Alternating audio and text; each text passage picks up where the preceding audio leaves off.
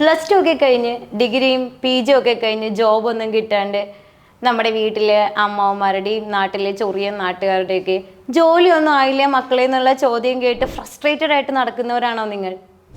എങ്കിൽ വെയിറ്റ്, ഒരു 5 മിനിറ്റ്സ് എനിക്ക് വേണ്ടി തരാമെങ്കിൽ നിങ്ങൾക്ക് ഞാൻ നല്ല ഇൻഫോർമേഷൻ തരാം. നിങ്ങൾക്കും കിട്ടും ഒരു വൈറ്റ് കോളർ ജോബ്. ചുമ്മാ തള്ളല്ലേ, ഇന്നത്തെ കാലത്ത് എവിടെ നിന്നാ വൈറ്റ് കോളർ ജോബ് കിട്ടാന്നല്ലേ നിങ്ങൾ ആലോചിക്കുന്നേ? കിട്ടുന്നേ. നിങ്ങൾ കൂടുതൽ തലവയ്ക്കേണ്ട, ഞാൻ പറഞ്ഞുതരാം.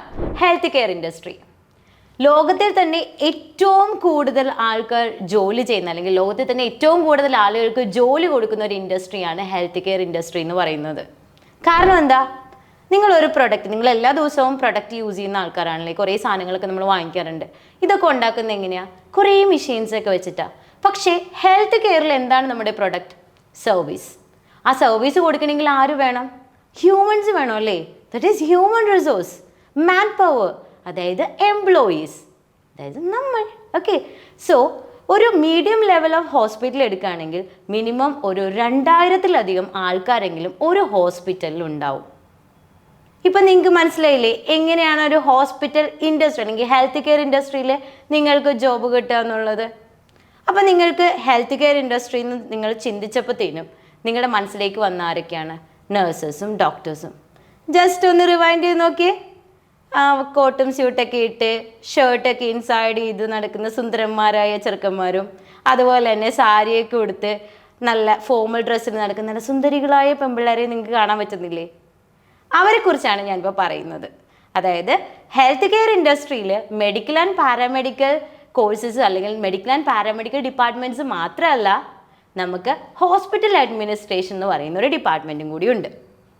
സോ ഹോസ്പിറ്റൽ അഡ്മിനിസ്ട്രേഷൻ ഡിപ്പാർട്ട്മെൻറ്റ് നമുക്ക് സ്റ്റാർട്ട് ചെയ്യുന്നത് front office to hospital administration.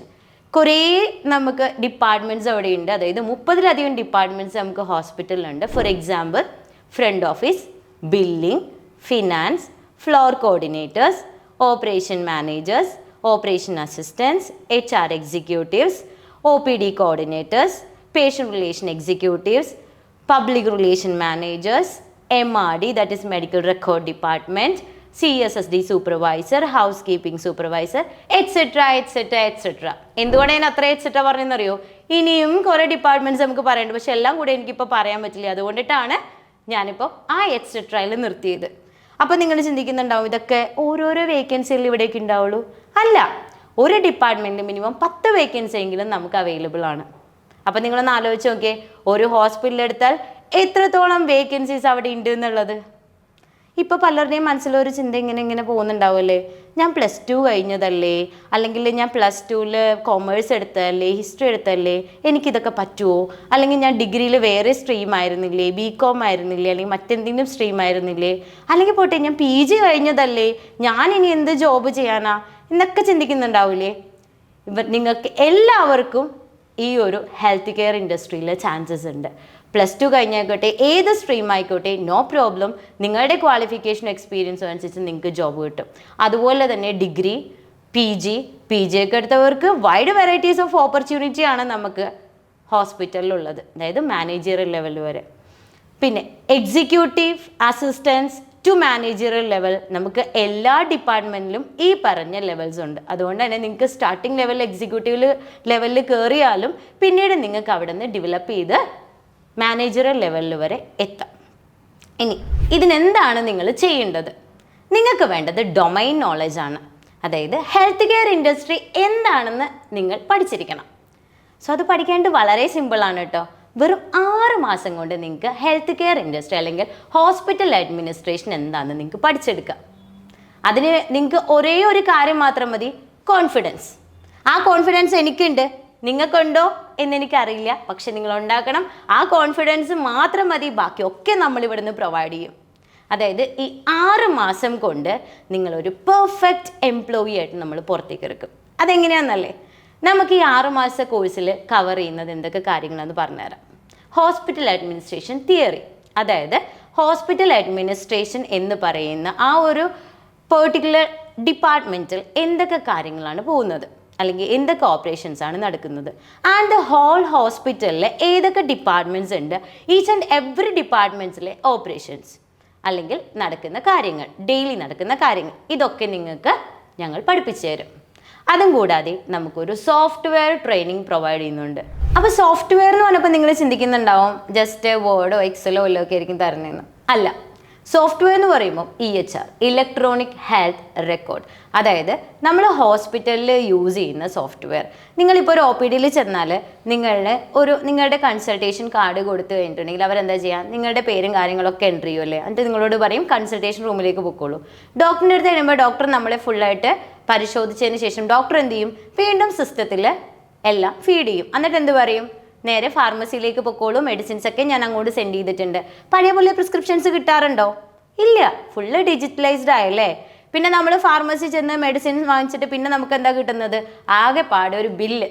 അതും ഇപ്പം കിട്ടാറില്ല, ഫുള്ള് നമുക്ക് വാട്സപ്പിലൂടെയും അല്ലെങ്കിൽ നമ്മുടെ മെയിലിലേക്കൊക്കെയാണ് വരുന്നത്. അതായത് പേപ്പർലെസ് ഏരിയയാണ് നമുക്കിവിടെ, അതായത് ഡിജിറ്റലൈസ്ഡ് ഏരിയയാണ്. സോ ഈ ഡിജിറ്റലൈസ്ഡ് ഏരിയയിൽ നമ്മൾ യൂസ് ചെയ്യുന്ന സോഫ്റ്റ്വെയർ, അതായത് ഇവിടെ നമ്മൾ പ്രൊവൈഡ് ചെയ്യുന്ന ലൈഫ് HIS സോഫ്റ്റ്വെയറിലെ ട്രെയിനിങ് ആണ്. അപ്പോൾ നിങ്ങൾ വിചാരിക്കുന്നത് എന്താണ് ലൈഫ് HIS? ഈ ലൈഫ് HIS എന്ന് പറഞ്ഞാൽ നമ്മുടെ ഹോസ്പിറ്റലുകളിൽ പ്രൊവൈഡ് ചെയ്യുന്ന ആ സോഫ്റ്റ്വെയറിൻ്റെ ഒരു വകഭേദമാണ്, അല്ലെങ്കിൽ ആ ഒരു സോഫ്റ്റ്വെയർ തന്നെയാണ്. കേരളം, തമിഴ്നാട്, കർണാടക, പഞ്ചാബ്, ഗോവ ഇങ്ങനെയുള്ള പല സ്ഥലങ്ങളിലെ 1000-ലധികം ഹോസ്പിറ്റലുകളിൽ ഇംപ്ലിമെൻ്റ് ചെയ്തേക്കുന്ന നമ്മളുടെ സ്വന്തം, അതായത് ക്യാമറിൻ്റെ സ്വന്തം സോഫ്റ്റ്വെയർ ആണ് ലൈഫ് HIS. ഈ ലൈഫ് HIS സോഫ്റ്റ്വെയറിലാണ് നിങ്ങൾക്ക് ഒരു എക്സലൻറ്റ് ട്രെയിനിങ് തരുന്നത്. സോ ഈ ട്രെയിനിങ്ങിലൂടെ നിങ്ങൾക്ക് ഒരു പെർഫെക്റ്റ് കമ്പ്യൂട്ടർ നോളേജ് ഉള്ള ഒരു ആളായി മാറ്റും നമ്മൾ. ഓക്കെ, ഇനിയുള്ളത് കമ്മ്യൂണിക്കേഷൻ. നിങ്ങൾക്ക് എല്ലാവർക്കും അറിയാം, കമ്മ്യൂണിക്കേഷൻ എന്ന് പറയുമ്പോഴേ ഭയങ്കര ബുദ്ധിമുട്ടുള്ളൊരു കാര്യമല്ലേ. ഞാനും ഒത്തിരി സ്ട്രഗിൾ ചെയ്തിട്ടുണ്ട്, നിങ്ങളിൽ പലരും ഒത്തിരി സ്ട്രഗിൾ ചെയ്യുന്ന ഒരു കാര്യമാണ് കമ്മ്യൂണിക്കേഷൻ എന്ന് പറയുന്നത്. കാരണം എന്താ, സംസാരിക്കാൻ നമ്മളൊക്കെ ഗവൺമെൻറ് സ്കൂളിലൊക്കെ സാധാ സ്കൂളിലൊക്കെ പഠിച്ചു വന്ന ആൾക്കാരായിരിക്കും. സംസാരിക്കാനൊക്കെ സ്ട്രഗിൾ ചെയ്യുക, എങ്ങനെ പെരുമാറണം എന്നറിയില്ല, എങ്ങനെ ഒരു ഇൻ്റർവ്യൂ അറ്റൻഡ് ചെയ്യണം എന്നറിയില്ല, ഒന്നും അറിയാത്ത ആൾക്കാരായിരിക്കും. സോ നിങ്ങൾക്ക് വേണ്ടിയിട്ടുള്ളതാണ് ഈ കമ്മ്യൂണിക്കേഷൻ ക്ലാസ്. ഒരു എക്സലൻ്റ് ആയിട്ടുള്ള ഒരു ഫാക്കൽറ്റിയാണ് നമുക്ക് കമ്മ്യൂണിക്കേഷൻ ക്ലാസ് എടുക്കുന്നത്. MNCയിലേക്ക് വർക്ക് ചെയ്ത് വരുന്ന വളരെ നോളേജ് ഉള്ള ഒരു ഫാക്കൽറ്റിയാണ് നിങ്ങൾക്ക് കമ്മ്യൂണിക്കേഷൻ ക്ലാസ് പ്രൊവൈഡ് ചെയ്യുന്നത്. നിങ്ങൾ എങ്ങനെ സംസാരിക്കണം, എന്തൊക്കെ കാര്യങ്ങളാണ് നിങ്ങൾ സംസാരിക്കേണ്ടത്, ഗ്രാമർ അല്ലെങ്കിൽ ഇംഗ്ലീഷ് ലാംഗ്വേജിൻ്റെ ബേസിക് ലെവൽ തൊട്ട് നിങ്ങൾ എങ്ങനെ നടക്കണം, എങ്ങനെ ഇരിക്കണം, എങ്ങനെ ഷർട്ട് ഇൻസൈഡ് ചെയ്യണം, എങ്ങനെ ഗ്രൂം ചെയ്യണം, എങ്ങനെ ബിഹേവ് ചെയ്യണം, അങ്ങനെയുള്ള എല്ലാ കാര്യങ്ങളും വളരെ ക്ലിയർ ആയിട്ട് പറഞ്ഞു തന്ന് നിങ്ങളെ ഒരു എക്സിക്യൂട്ടീവ് ലെവലിലേക്ക് എത്തിക്കുക. ചുരുക്കി പറഞ്ഞാൽ വളരെ ഫ്രീക്ക് അടിച്ചു വന്ന നിങ്ങളെ നമ്മൾ പുറത്തേക്ക് എടുക്കുന്നത് എങ്ങനെയായിരിക്കും, ഒരു എക്സിക്യൂട്ടീവ് ആയിട്ടായിരിക്കും. ഓക്കെ, പിന്നെ നമ്മൾ അഡീഷണൽ ഗ്രൂമിങ് ക്ലാസ്സുകൾ പ്രൊവൈഡ് ചെയ്യുന്നുണ്ട്. എക്സ്റ്റേണൽ ഗ്രൂമേഴ്സ് ആണ് അതിന് വരുന്നത്. നമുക്ക് എക്സ്റ്റേണൽ ഗ്രൂമിങ് ക്ലാസ്സുകൾ, അതുപോലെ തന്നെ വർക്ക്ഷോപ്പുകൾ, ഇതൊക്കെ നമ്മൾ പ്രൊവൈഡ് ചെയ്യുന്നുണ്ട്. പിന്നെ ഇപ്പം നിങ്ങൾ ചിന്തിക്കുന്നുണ്ടാവും, അയ്യോ ഫുള്ള് 6 മാസം പഠിക്കണമല്ലോ, കഷ്ടപ്പെടണമല്ലോ. ഒന്നും വേണ്ടാന്നേ, ചുമ്മാതാ, നിങ്ങളിങ്ങോട്ട് വാന്നേ. നിങ്ങൾക്ക് ഈ പറഞ്ഞ പോലെ പഠിത്തത്തിനേക്കാൾ ഉപരി ഇവിടെ നമ്മൾക്ക് ഫണ്ണുണ്ട്, കളിക്കാം, എക്സ്ട്രാ കരിക്കുലർ ആക്ടിവിറ്റീസ് ഉണ്ട്, ഔട്ട്ഡോർ ഗെയിംസ് ഉണ്ട്, ഇൻഡോർ ഗെയിംസ് ഉണ്ട്, നമുക്ക് സെലിബ്രേഷൻസ് ഉണ്ട്. വളരെ ഫണ്ണായിട്ടാണ് നമ്മളിവിടെ ക്ലാസ്സുകൾ കൊണ്ടുപോകുന്നത്. അല്ലാണ്ട് നിങ്ങൾക്കൊരു സ്ട്രെസ്സോ സ്ട്രെയിനോ ഒന്നും നമ്മൾ തരുന്നില്ല. വെറും 6 മാസം.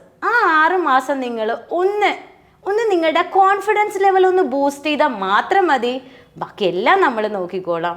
അപ്പം ഇനി നമുക്ക് HAയിൽ എന്തൊക്കെ, അതായത് ഹോസ്പിറ്റൽ അഡ്മിനിസ്ട്രേഷൻ തിയറിയിൽ എന്തൊക്കെ കാര്യങ്ങൾ നമ്മൾ പഠിപ്പിക്കുന്നുണ്ടെന്നല്ലേ നിങ്ങളിപ്പോൾ ചിന്തിക്കുന്നത് അല്ലേ? കുറേ സംശയങ്ങളൊക്കെ ഇങ്ങനെ തലയിൽ ഇങ്ങനെ കറങ്ങി, കുറേ കിളികളൊക്കെ ഇങ്ങനെ പറക്കുന്നുണ്ടാവില്ലേ? ടെൻഷൻ അടിക്കേണ്ട, ആ കിളികളെയൊക്കെ ഇങ്ങനെ പതുക്കെ ഇങ്ങനെ പിടിച്ചിട്ട് എന്ത് ചെയ്യണം, നിങ്ങൾ നേരെ ബെൽ ഐക്കൺ പ്രസ് ചെയ്യുക. എന്നിട്ട് നമ്മുടെ പുതിയ വീഡിയോസിന് വേണ്ടി വെയിറ്റ് ചെയ്യുക. എല്ലാ വീഡിയോസിലും നിങ്ങൾക്ക് വേണ്ടിയിട്ടുള്ള കംപ്ലീറ്റ് ഇൻഫോർമേഷൻ തരുന്നുണ്ട്. ഇനി ഒരു ദിവസം പോലും എനിക്ക് വെയിറ്റ് ചെയ്യാൻ പറ്റുന്നില്ല, അതായത് എൻ്റെ ഇനി 6 മന്ത് എന്ന് നിങ്ങൾ ഇന്ന് സ്റ്റാർട്ട് ചെയ്യാൻ നിങ്ങൾ തീരുമാനിക്കുന്നുണ്ടോ എങ്കിൽ ഉടൻ തന്നെ ക്യാമ്പസ് സ്പാർക്കിലേക്ക് വിളിക്കൂ, താഴെ കാണുന്ന നമ്പറിലേക്ക്. സോ നിങ്ങൾക്ക് വേണ്ട എല്ലാ അസിസ്റ്റൻസും നമ്മൾ ഇവിടെ നിന്ന് പ്രൊവൈഡ് ചെയ്യുന്നതായിരിക്കും. So stay tuned. Thank you.